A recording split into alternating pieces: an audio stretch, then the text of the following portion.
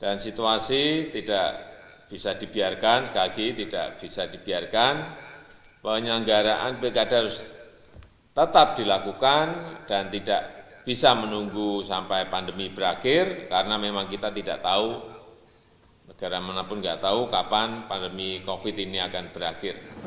Dan kok orang kemudian khawatir, tahapan ini saja KPU tidak mampu mengantisipasi. Apalagi tahapan-tahapan selanjutnya, itu yang dikhawatirkan oleh banyak orang. KPU memberikan syarat bahwa kemudian kita lakukan di bulan Desember, tetapi kemudian harus ada support anggaran untuk pengadaan APD bagi penyelenggara.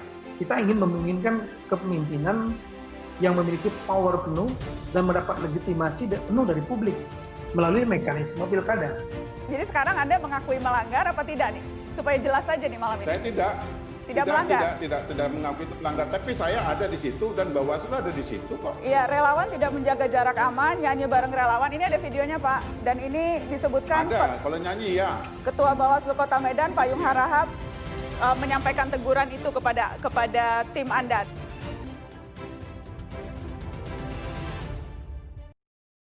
Halo, kembali lagi dengan saya, Abrar Karisma, di Ruang Berita Geosentrik Unpad.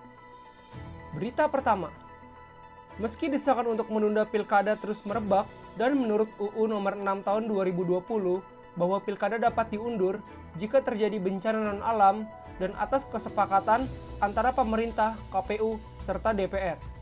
Pilkada tahun 2020 tetap berencana digelar di 270 wilayah meliputi 9 provinsi, 37 kota, dan 224 kabupaten. September lalu, Presiden Joko Widodo telah resmi memerintahkan jajaran pemerintah yang berhubungan dengan penyelenggaraan pemerintah kepala daerah agar terus melanjutkan pilkada pada Desember 2020 mendatang. Meski begitu, sejalan dengan rencana tersebut, Presiden menyebutkan bahwa keselamatan dan kesehatan masyarakat adalah segala-galanya. Maka, penegakan kedisiplinan protokol kesehatan selama penyelenggaraan pilkada tidak ada tawar-menawar. Sementara KPU sebagai pelaksanaan pemilihan mengungkapkan akan mengikuti arahan pemerintah untuk tetap melaksanakan pilkada pada 9 Desember mendatang.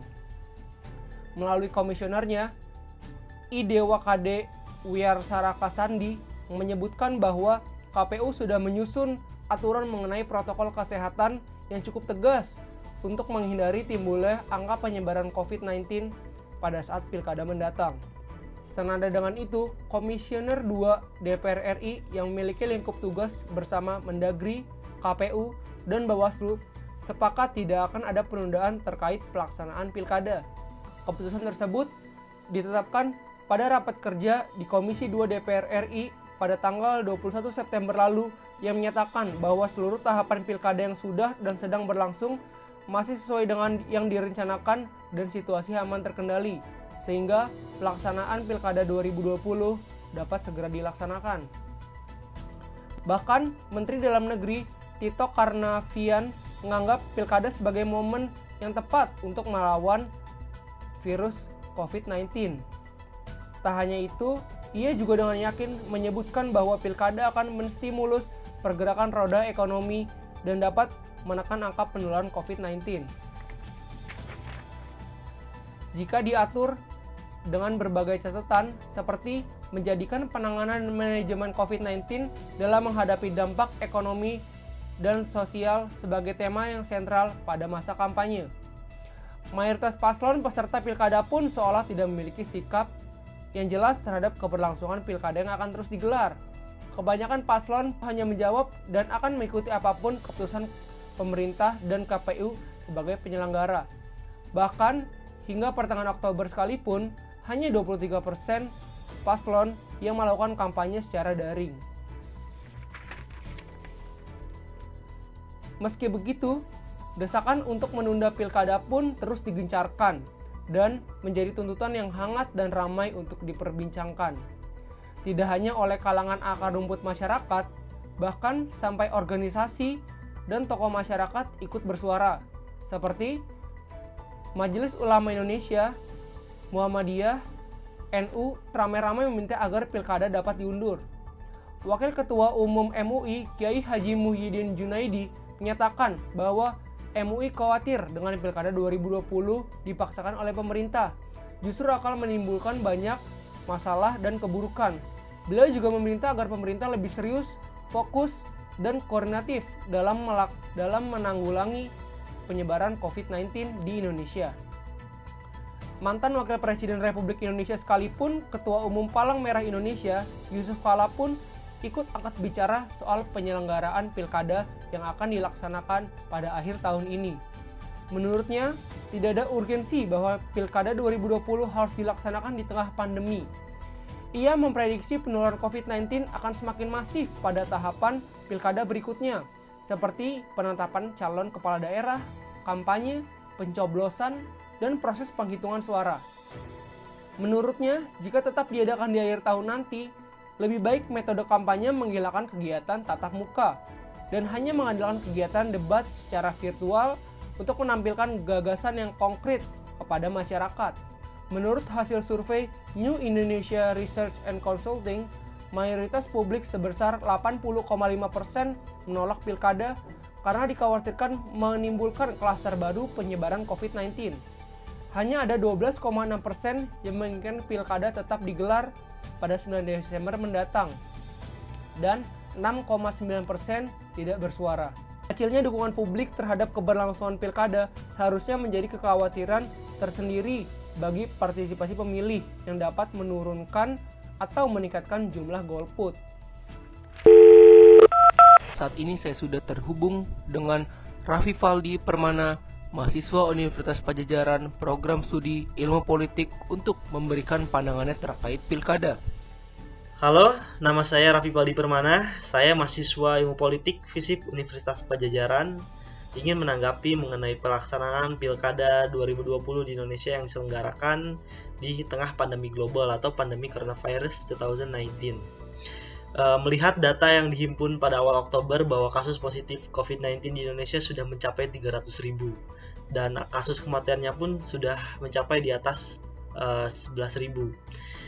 Saya begitu miris sekali melihat ke Komisi Pemilihan Umum Republik Indonesia yang mengizinkan atau tetap melaksanakan pemilihan kepala daerah di tengah kondisi pandemi yang kian surut, kian tidak menyurut, dan kondisi perekonomian masyarakat pun sudah semakin lemah.